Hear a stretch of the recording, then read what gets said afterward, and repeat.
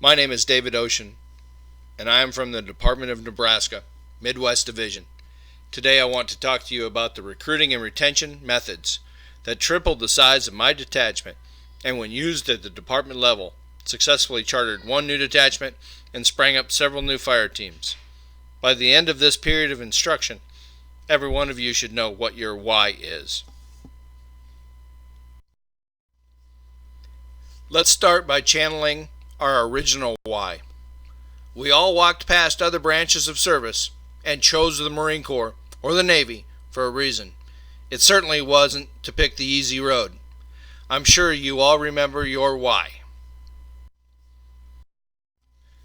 The first thing to remember when recruiting is, it doesn't matter what you do, it matters why you do it. The Golden Circle is a concept brought to us by Mr. Simon Sinek, a marketing professional who discovered a very interesting correlation between great leaders and the human brain. His concept looks like a typical alpha target.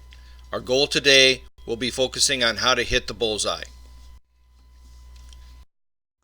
Every company or organization knows what they do. These are the products they sell or the services they provide. Some companies and organizations know how they do what they do. The things that set them apart from their competition. The things that make an organization think they are special or different from everyone else. Very few people and organizations can clearly articulate why they do what they do. Why is a purpose, a cause or belief. It provides a clear answer as to why we get out of bed in the morning, why our company even exists, and why that should matter to anyone else. Making money is not a why. Revenues, profits, salaries, and other monetary measurements are simply results of what we do. The why inspires us. The why is our target. Our mission statement alludes to our why.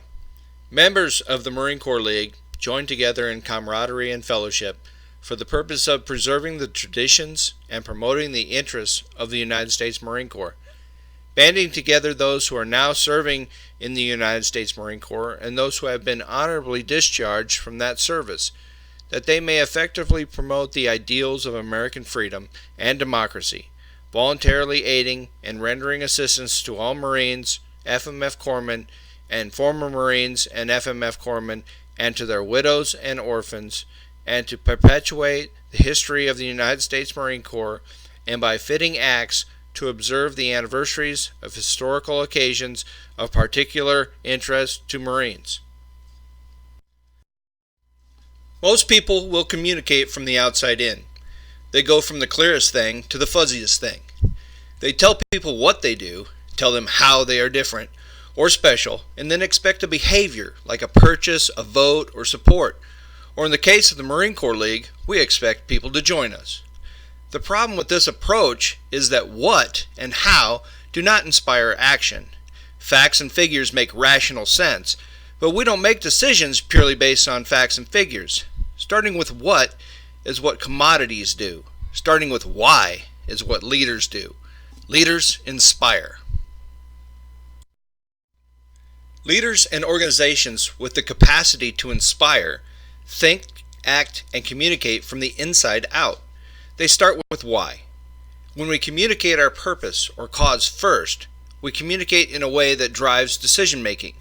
This is based on human biology. It literally taps the part of the brain that inspires behavior. None of this is my opinion. It's all grounded in the tenets of science.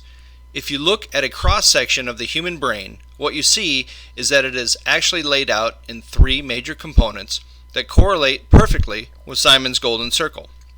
Our newest brain, our Homo sapien brain, our neocortex, corresponds with the what level.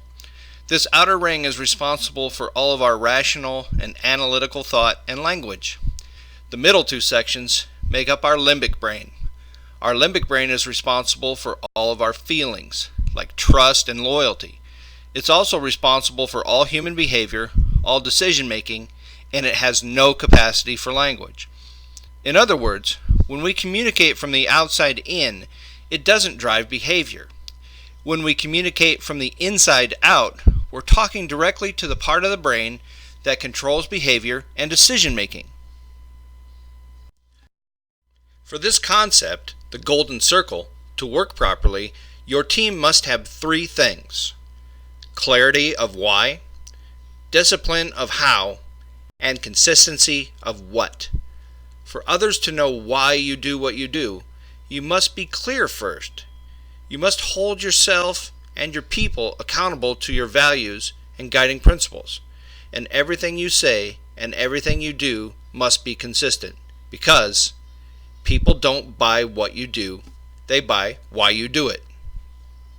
For this, let's start with the keys to clarity of why: fellowship, community, mission, identity, self-worth, service. Words like integrity and honesty come to mind. An excellent point here might be to ask your team if your efforts are focused on Marines, sailors, and their families, or are their motivations driven by a desire to have a gold cover or a fancy title, to have power or control over your department? Do you give scholarships to local high school kids with no ties to the Corps when there are needy veterans in your community? What is your motivation? What's your team's why? If our mission statement is real, our focus can't be just on escaping our spouses for an hour a month to drink coffee or alcohol and tell war stories. I once visited a team that held a Friday breakfast every week. I was impressed that this team got together that often, so I went to join them. I was so excited to visit a team that was so full of esprit de corps that they had to meet every week. But during breakfast, all I heard was complaints. Since when did Marines become victims? Many of the whats we have been doing for years are great missions. In my opinion, they aren't enough to obtain our full potential. The definition of insanity is continuing to do the same thing over and over and expecting different results. So encourage your teams to try something new. What do you have to lose? The events listed here have all been extremely successful for fundraising and recruiting for my team. In some situations, they have even been life-saving. Department teams, you need to try using the fire team concept to start new teams. It is a wonderful opportunity to bring in new membership and at the same time empower new members to lead their communities. It is much easier to find 3 Marines in a new area than to try and find 20. All excuses aside, there is no good reason why we aren't at least at 10%. I truly believe we can make tangible changes that would double the size of this organization in the next 5 years. Recruiting and retention obviously have a positive impact on our budget issues as well. That being said, if you recruit with a business mentality of fixing the budget as your motivation to get new members, we will fail. When we talk about what, most people or businesses will refer to some type of statistic. At times, so do we. How many Eagle Scout awards did you present? How much money did you raise? How much did you give out? How many toys were collected? These are all very important. But how about we add, how many Marines did we recruit or help by doing the last mission? How many lives did we save this year? How many veterans took their own lives in your area? This picture is Josh. Josh was from Lincoln, Nebraska. The year I joined the League, he took his own life. His mother told me that she believes if Josh had found the Cornhusker detachment of the Marine Corps League, he would still be alive today. These Marines and sailors like him should be our first concern. Not scholarships, not toys, not awards. When we talk, we need to figure out the why that will get more Marines and sailors in the door. What if we focused more on what they need? What if we marketed that our meetings were great places to find help? We all know that they are. 22 suicides a day is the statistic that everyone uses. Please understand that 22 isn't anywhere near accurate. I have read that only 21 states reported information when that number was created. The same source claimed that it didn't include Texas or California. Perhaps this number is much higher than we think. Did you know that 65% of those suicides are veterans over the age of 50? We must be relevant and meaningful to Marines and sailors of all ages. Somewhere around 50,000 homeless veterans was the last statistic I read.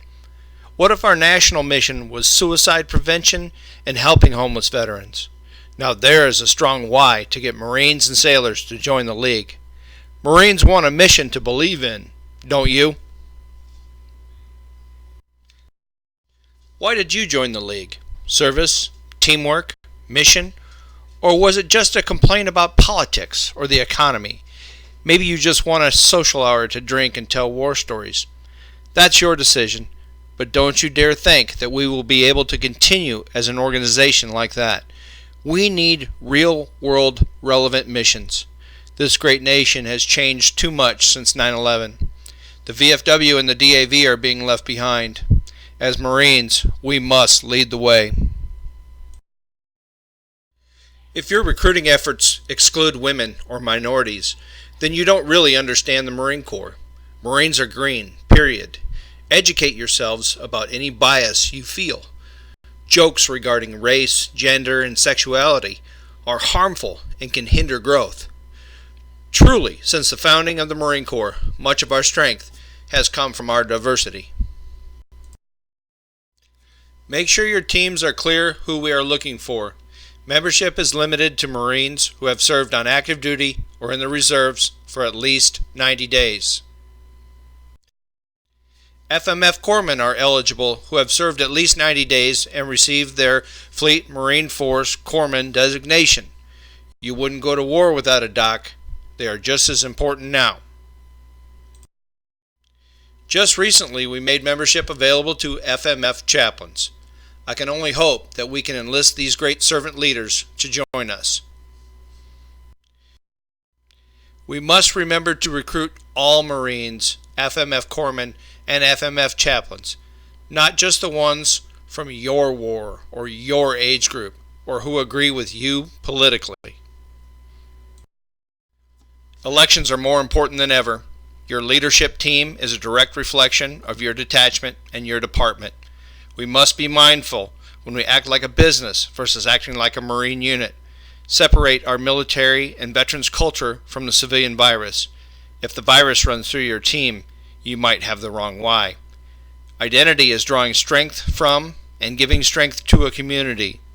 Make sure every member has the opportunity to contribute in some way. Leadership is an action verb. There is no rank in the Marine Corps League. At the same time, we have to respect everyone's accomplishments. If you discriminate against Air Wing Marines or Supply Marines, your team is failing to understand our mission. Empower your team. Give each member the same voice. Position your people to succeed. If a Marine is a good recruiter, he or she shouldn't have to spend a year at Sergeant Arms, then Adjutant, etc. If they can recruit, elect them to Junior Vice. Your leadership council had better care more about the team than themselves. The Junior Vice leads the charge for recruiting and retention, but it's everyone's job. Every member of the team should carry some type of business card with meeting location, date, and time. Whenever possible, take down the information of the potential new member so you can follow up with them and remind them of upcoming events. Often I am asked, where do you find the young ones? Facebook is a great source, but that's just scratching the surface. There are dozens of great veteran service organizations doing new and exciting missions across this country. You need to attend their missions and support them whenever possible. If you do, They will see you and our organization as part of the solution and join our team as well. Some examples are Team Red, White, and Blue, the Irreverent Warriors, Buddy Check 22, Focus Marines, Team Rubicon, and the Student Veterans Association of America. They already have 1,100 chapters nationwide. Get active and become relevant, and members will find you. It only takes a fire team, 3 to 4 motivated Marines or sailors to change a team or start a new one. They will do the work for you if you let them. Empower your troops. Give them ownership of this league. Don't treat this generation the way the Vietnam veterans were treated. The two main ways to influence human behavior are manipulation and inspiration. Only the latter will work for us. An example is the detachment that was offering first year's membership free. It didn't work. It only brought in one member, and he left after his free year was over. The value of free is 0. Be mindful to inspire your membership, and they will believe in our why. They will believe in our mission. How many times have you seen a prospect come into one meeting, sit in the back, not talk to anyone, then never show up again? You must engage with this new person, and when you do, don't just talk about the team or you or your missions and goals. You have to listen to them, hear their story, find out what they need and what they care about. Pay attention and keep an open mind. Please don't offer them a position on the first day. Oh, you're a CPA? Great, you can be our new paymaster. When they are ready to have a position, help them find one that is a good fit to their strengths. Don't mention the cost of membership until they ask or start to sign up. Once they believe in your why, the cost is a minor detail. If you lead with cost, they will never hear your why. Keep your meetings on task, short and to the point. Have an agenda and pass out copies to each person attending. The leadership team needs to stop any infighting before it gets going. Please understand that these ideas will work. I am not speaking to you to brag about our success. We are sharing our success to help our Marine Corps League family grow and prosper. The average age of the Cornhusker Detachment officers is 38. The new team in Nebraska, the Homestead Leathernecks Detachment, their officers average 37 years old. The Department of Nebraska has only one officer over the age of 51, and our youngest is 31. He is pictured here on his last tour in Afghanistan with Marine Special Operations. Imagine how much you and I can learn if we just listen. These young warriors have seen some amazing things and have truly served this great nation to the best of their abilities. We might be pleasantly surprised with the ideas that they will bring with them. Don't criticize and don't be negative. Welcome them aboard as family. Not only is it the right thing to do, it's the only way we can succeed. God bless the United States Marine Corps and the Marine Corps League. Semper Fidelis.